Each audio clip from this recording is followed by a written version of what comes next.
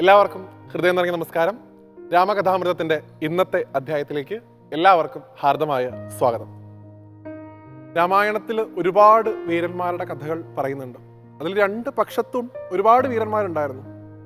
ഒരു ഭാഗത്ത് നമുക്കറിയാം സാക്ഷാൽ ഭഗവാൻ തന്നെയുണ്ട്, അദ്ദേഹത്തിൻ്റെ അനുജനുണ്ട്, ഹനുമാൻ സ്വാമിയുണ്ട്, ജാംബവാനുണ്ട്, സുഗ്രീവനുണ്ട്, അങ്കദനുണ്ട്, നീലനുണ്ട്. അങ്ങനെ എണ്ണിയാലൊടുങ്ങാത്ത വീരന്മാർ ഭഗവാന്റെ പക്ഷത്തുണ്ടായിരുന്നു. അപ്പുറത്തും രാവണന്റെ പക്ഷത്തും അങ്ങനെ നിരവധിയായിട്ടുള്ള വീരന്മാരുണ്ടായിരുന്നു. അതിലേറ്റവും കേമൻ അല്ലെങ്കിൽ ഏറ്റവും വലിയ വീരൻ, ഒരു പക്ഷേ രാവണൻ പോലും കരുതിയിരുന്നു അവൻ എന്നേക്കാൾ വീരതയുണ്ടോ എന്ന് ചിന്തിച്ചിരുന്ന ഒരു കഥാപാത്രത്തെക്കുറിച്ചും അദ്ദേഹത്തിൻ്റെ മോക്ഷത്തെക്കുറിച്ചുമാണ് ഇന്നത്തെ അധ്യായത്തിൽ നമ്മൾ പറയുന്നത്. സാക്ഷാൽ മേഘനാഥനെ കുറിച്ചും മേഘനാഥൻ്റെ വധത്തെക്കുറിച്ചുമാണ് ഇന്നത്തെ രാമകഥാമൃതം ചിന്തിക്കുന്നത്. ആരാണ് മേഘനാഥൻ? രാവണന്റെ മകനാണ്. രാവണന് മണ്ഡോദരിയിൽ ജനിച്ചിട്ടുള്ള മകനായിരുന്നു മേഘനാഥൻ. അദ്ദേഹത്തിന് ആ പേര് കിട്ടിയത് അദ്ദേഹം ജനിക്കുന്ന സമയത്ത് അദ്ദേഹത്തിന്റെ കരച്ചിൽ ഇടിമുഴക്കം പോലെ ഉണ്ടായിരുന്നു എന്നാണ്. അപ്പം അദ്ദേഹത്തിന്റെ ഒരു വീര്യത, ഒരു പ്രഭ എത്രത്തോളം ഉണ്ടാവണം അല്ലേ? ഇടിമുഴക്കം പോലെയൊക്കെ കരയണം എന്നുണ്ടെങ്കിൽ അദ്ദേഹത്തിന്റെ ചെറുപ്പത്തിലുള്ള വീര്യത എത്രത്തോളം ഉണ്ടായിരുന്നു എന്ന് നമുക്ക് മനസ്സിലാക്കാൻ സാധിക്കും. അത്യധികം വില്ലാളി വീരനായിട്ടാണ് ആ കുട്ടി വളർന്നു വന്നത്. ശുക്രനാണ് പലതരത്തിലുള്ള മായാവിദ്യകളും ആ കുട്ടിക്ക് പഠിപ്പിച്ചു കൊടുക്കുന്നത്. ധനുർവിദ്യയിലും മായയിലും പ്രത്യേകിച്ച് ആകാശത്ത് മറഞ്ഞു നിന്നുകൊണ്ട് യുദ്ധം ചെയ്യാനുള്ള അദ്ദേഹത്തിൻ്റെ കഴിവ് വളരെയധികം കൂടുതലായിരുന്നു. പല ഘട്ടത്തിലും രാമായണത്തിൽ അദ്ദേഹത്തിനെ നമുക്ക് നോക്കിയാൽ കാണാം, അദ്ദേഹം മേഘങ്ങൾക്കിടയിൽ മറഞ്ഞു നിന്നുകൊണ്ട് ഭഗവാനും ലക്ഷ്മണസ്വാമിയും ആക്രമിച്ചിട്ടുണ്ട്. അങ്ങനെ ഒരു പ്രത്യേകത അദ്ദേഹത്തിന് ഉണ്ടായിരുന്നു. ഇതൊക്കെ അദ്ദേഹത്തിന് പഠിപ്പിച്ചു കൊടുത്തത് ശുക്രാചാര്യരാണ് എന്നാണ് സങ്കല്പം. അദ്ദേഹമായിരുന്നല്ലോ അസുരന്മാരുടെ ഗുരു. അങ്ങനെ ഇരിക്കെ അദ്ദേഹം ഒരിക്കൽ സ്വർഗലോകം ആക്രമിച്ചു. സ്വർഗലോകം ആക്രമിക്കുക മാത്രമല്ല ചെയ്തത്, ഇന്ദ്രനെ അദ്ദേഹം തടവിലിട്ടു എന്നാണ്. ഇന്ദ്രനെ തടവിൽ പാർപ്പിക്കുന്ന കാലത്ത് മേഘനാഥന് തോന്നി ഇദ്ദേഹത്തിനെ ഇങ്ങനെ വെറുതെ പൂട്ടിയിട്ടിട്ട് കാര്യമില്ല, ഇദ്ദേഹത്തെ അങ്ങോട്ട് കൊന്നുകളയാം. അച്ഛനുമായിട്ട് ആലോചിച്ചു മേഘനാഥൻ. ആ സമയത്ത് രാവണനും തോന്നി ഉചിതമായിട്ടുള്ള തീരുമാനമാണ്, ഈ ദേവന്മാരൊക്കെ ജീവിച്ചിരിക്കുന്നതുകൊണ്ട് നമുക്ക് പ്രത്യേകിച്ച് ഗുണമൊന്നുമില്ല, ഇവരൊക്കെ ഇല്ലാണ്ടാക്കുക എന്നുള്ളതാ നമ്മുടെ ധർമ്മം തന്നെ, അതുകൊണ്ട് അങ്ങനെ ആവാം എന്ന് കരുതിയ സമയത്ത് ബ്രഹ്മാവ് അവിടെ പ്രത്യക്ഷപ്പെടുകയും ആ ഒരു പ്രക്രിയയിൽ നിന്ന് അച്ഛനെയും മകനെയും പിന്തിരിപ്പിക്കാൻ ശ്രമിച്ചു എന്നുമാണ് കഥ. ആ സമയത്ത് ബ്രഹ്മാവ് കൊടുക്കുന്ന ഒരു പേരായിട്ടും പലപ്പോഴും പറയാറുണ്ട്, ഇന്ദ്രനെ തോൽപ്പിച്ചത് കൊണ്ട് ഇനിയുള്ള കാലം നീ ഇന്ദ്രജിത്ത് എന്ന പേരിലും കൂടെ അറിയപ്പെടട്ടെ എന്ന് പറഞ്ഞതാണ്. ആ സമയത്ത് ബ്രഹ്മാവിനോട് ഇന്ദ്രജിത്ത് ഒരു ഉപാധി വെക്കുന്നുണ്ട്. ഇദ്ദേഹത്തെ കൊല്ലാതെ വിടണമെന്നുണ്ടെങ്കിൽ എനിക്ക് അമരത്വം വേണമെന്നാണ് ആദ്യം പറഞ്ഞത്, മരണം ഉണ്ടാവരുതെന്ന്. ബ്രഹ്മാവ് പറഞ്ഞു, ജനിച്ചാൽ ആരായാലും മരിക്കുക എന്നുള്ളതാണ് നിവൃത്തി. അപ്പം എനിക്ക് പോലും ഒരു കാലം കഴിഞ്ഞാൽ ഈ സ്ഥാനത്തുനിന്ന് മാറണം, പുതിയ ബ്രഹ്മാവ് വരും, അതുകൊണ്ട് അതല്ലാതെ എന്തെങ്കിലും ചോദിച്ചോളൂ എന്ന് പറഞ്ഞു. ആ സമയത്ത് അദ്ദേഹം ആവശ്യപ്പെട്ടതാണ്, എനിക്ക് എൻ്റെ ആരാധനാമൂർത്തിയെ ആരാധിക്കാനായിട്ടൊരു സ്ഥലം വേണം. അവിടെ വെച്ച് ഞാൻ ആ ഭഗവതിയെ ആരാധിച്ച് പ്രത്യക്ഷപ്പെടുത്തി കഴിഞ്ഞാൽ എനിക്ക് ഒരു ദിവ്യമായിട്ടുള്ള തേര് ലഭിക്കണം. ആ തേരിൽ നിന്ന് ഞാൻ യുദ്ധം ചെയ്തു കഴിഞ്ഞാൽ എനിക്ക് മരണം സംഭവിക്കരുത്, എന്നെ അജയ്യനായിട്ട് പ്രഖ്യാപിക്കണം എന്ന് അദ്ദേഹം ബ്രഹ്മാവിനോട് പറഞ്ഞു. ബ്രഹ്മാവ് ആ വരം അംഗീകരിച്ചു. ഒരു കാര്യം ബ്രഹ്മാവ് അങ്ങോട്ടും പറഞ്ഞു, ഈ യാഗം അവിടെ നടക്കുന്ന സമയത്ത് ആരെങ്കിലും വന്ന് അനിഷ്ടം ഉണ്ടാക്കി കഴിഞ്ഞാൽ ആ അനിഷ്ടം ഉണ്ടാക്കിയ ആളുടെ കൈകൊണ്ട് തൻ്റെ മരണം സംഭവിക്കും എന്നും കൂടെ അതിൻ്റെ കൂടെ ബ്രഹ്മാവ് കൂട്ടിച്ചേർത്തു. അങ്ങനെയാണ് മേഘനാഥനുമായിട്ടുള്ളൊരു യുദ്ധം രാമരാവണ യുദ്ധത്തിൽ തുടങ്ങുന്നത്.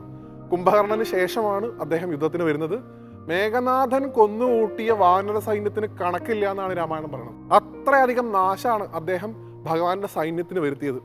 പലപ്പോഴും മായാവിദ്യ കൊണ്ട് അദ്ദേഹം വലിയ ആക്രമണം നടത്തി. രണ്ട് ഭാഗങ്ങളിൽ നമുക്ക് കാണാം. ഒരു ഭാഗത്ത് ഭഗവാനെയും ലക്ഷ്മണസ്വാമിയെ അദ്ദേഹം നാഗാസ്ത്രം കൊണ്ട് മയക്കിയെന്നാണ്. മറ്റൊരു ഭാഗത്ത് ലക്ഷ്മണസ്വാമി അദ്ദേഹം ബ്രഹ്മാസ്ത്രം കൊണ്ട് നേരിട്ടു എന്നും പറയാം. ഒരു ഭാഗത്ത് ഗരുഡന്റെ സഹായം കൊണ്ടും മറ്റൊരു ഭാഗത്ത് ഹനുമാൻ സ്വാമി മൃതസഞ്ജീവനി കൊണ്ടുവന്നതുകൊണ്ടുമാണ് ഈ രണ്ട് സന്ദർഭങ്ങളെയും അതിജീവിക്കുന്നത്. ഇത് രണ്ടും ചെയ്തത് ഇന്ദ്രജിത്താണ്, മേഘനാഥനാണ് എന്നുള്ളത് പ്രത്യേകം ആലോചിക്കേണ്ടതാണ്. അത്ര വീര്യത അദ്ദേഹത്തിനുണ്ടായിരുന്നു. അങ്ങനെയുള്ള ആ മേഘനാഥൻ യുദ്ധത്തിൽ ഉണ്ടാക്കിയിട്ടുള്ള നാശങ്ങൾ കണ്ട വിഭീഷണൻ ഭഗവാനോട് പറയുന്നു, ഇനിയും അദ്ദേഹത്തെ തുടരാൻ അനുവദിച്ചാൽ നമ്മുടെ സൈന്യം പരാജയപ്പെടുന്നതാണ്. ആ ഒരു ഘട്ടം വന്ന സമയത്ത് ഭഗവാൻ അത്യന്തം കോപത്തോടു കൂടി മേഘനാഥനുമായിട്ട് യുദ്ധം ചെയ്യുന്നു. ഒപ്പം ലക്ഷ്മണസ്വാമിയും. ഒരു നിമിഷം മേഘനാഥനും തോന്നി, ഇനി ആ യാഗം ചെയ്ത് തിരിച്ചു വന്നു കഴിഞ്ഞാൽ ഇവരെയൊക്കെ പെട്ടെന്ന് അവസാനിപ്പിക്കാമോ എന്ന്. അങ്ങനെ മേഘനാഥൻ അവിടെ നിന്ന് മറയുകയും നികുംഭില എന്ന് വിളിക്കപ്പെടുന്ന ആ സ്ഥലത്തേക്ക് അദ്ദേഹം പോയി അവിടെ യാഗം തുടങ്ങിയെന്നുമാണ്. ഈ സ്ഥലം എവിടെയാന്ന് കൃത്യമായിട്ട് വിഭീഷണൻ അറിയാമായിരുന്നു. വിഭീഷണൻ ലക്ഷ്മണസ്വാമിയോടൊപ്പം നികുംഭിലയിൽ പോവുകയും ആ നടന്നുകൊണ്ടിരിക്കുന്ന പ്രത്യങ്കിരാ ഭഗവതിയുടെ യാഗത്തെ പരാജയപ്പെടുത്തുകയും അതുവഴി യാഗവിഘ്നം സംഭവിക്കുകയും ചെയ്തു. അതോടുകൂടി ഇന്ദ്രജിത്തിന് അമരത്വത്തിലേക്കുള്ള വഴി അടയുകയുമാണ് ചെയ്തത്. തൻ്റെ ഇച്ഛയ്ക്ക് ഭംഗം വരുത്തിയ തൻ്റെ ചെറിയച്ഛനോട് അതിയായിട്ടുള്ള കോപം ഇന്ദ്രജിത്തിനുണ്ടായി. വിഭീഷണനെ തന്നെ വധിക്കാനായിട്ട് അദ്ദേഹം ശ്രമിച്ചു എന്നാണ്. ലക്ഷ്മണസ്വാമിയുടെ ഇടപെടൽ കൊണ്ടാണ് അതൊക്കെ മാറിയത്. കുബേരനും ഒപ്പം സഹായിച്ചു എന്ന് പറയാറുണ്ട്.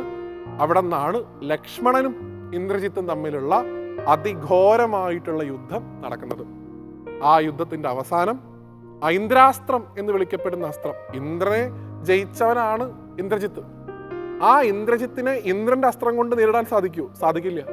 അതുകൊണ്ട് ലക്ഷ്മണസ്വാമി ആ ഐന്ദ്രാസ്ത്രത്തെ രാമമന്ത്രം കൊണ്ട് ശക്തിപ്പെടുത്തി എന്നാണ്. രാമനാമം കൊണ്ട് ജപിച്ച് ആ ഐന്ദ്രാസ്ത്രം ഇന്ദ്രജിത്തിന് നേരെ തൊടുക്കുകയും ഇന്ദ്രജിത്തിനെ വധിക്കുകയും ചെയ്തു. അത് കാണുമ്പോൾ ഭഗവാനുണ്ടായിട്ടുള്ള സന്തോഷം, തൻ്റെ അനുജൻ ഒരു വില്ലാളി വീരനാണ് എന്ന് തിരിച്ചറിയുന്ന ഒരു രംഗം രാമായണത്തിൽ രാമൻ അനുഭവിക്കുന്നതും നമുക്ക് കാണാൻ സാധിക്കും. അങ്ങനെയാണ് ഇന്ദ്രജിത്തിന്റെ പതനം ഉണ്ടാകുന്നത്.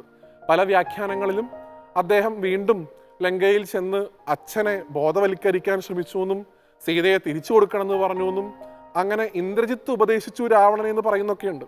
ആ സമയത്ത് രാവണന് തൻ്റെ പുത്രനെ ഓർത്ത് അപമാനം ഉണ്ടായി എന്നും ഭയന്ന് ഭീരുവായിട്ട് ഓടി വന്നുവെന്ന് പുച്ഛിക്കുകയൊക്കെ ചെയ്യുന്നുണ്ട് രാവണൻ എന്നും പറയാറുണ്ട്. എന്ത് തന്നെ ആയാലും അദ്ദേഹം വലിയൊരു വീരനായിരുന്നു എന്നുള്ള കാര്യത്തിൽ യാതൊരു തർക്കവും ഇല്ല. അങ്ങനെയുള്ള ആ ഇന്ദ്രജിത്തിനെ ലക്ഷ്മണസ്വാമിയാണ് വധിച്ചത് എന്നുകൂടി പ്രത്യേകിച്ച് ഓർമ്മിപ്പിക്കുന്നു. അങ്ങനെ ഇന്ദ്രജിത്തിന്റെ വധം കൂടെ കഴിയുമ്പോഴാണ് രാവണന് ഒരു പരിധിവരെ താൻ ഈ യുദ്ധം പരാജയപ്പെടാൻ പോകുകയാണ് എന്ന് മനസ്സിലാക്കാൻ സാധിച്ചത്. എന്തു തന്നെ ആയാലും പിന്നീടാണ് രാവണൻ നേരിട്ട് യുദ്ധത്തിന് വരുന്ന രംഗമൊക്കെ വിശദീകരിക്കുന്നത്. അതൊക്കെ അടുത്ത അധ്യായങ്ങളിൽ നമുക്ക് പരിശോധിക്കാം. ഇന്നത്തെ ഈ കഥയിൽ ആ ലക്ഷ്മണസ്വാമിയെ, ഇന്ദ്രജിത്തിനെ വധിച്ചു നിൽക്കുന്ന ലക്ഷ്മണനെ എല്ലാവരും സാഷ്ടാംഗം നമസ്കരിക്കുക. അടുത്ത കഥയുമായിട്ട് വീണ്ടും കാണുന്നതുവരെ എല്ലാവർക്കും നന്ദി, നമസ്തേ.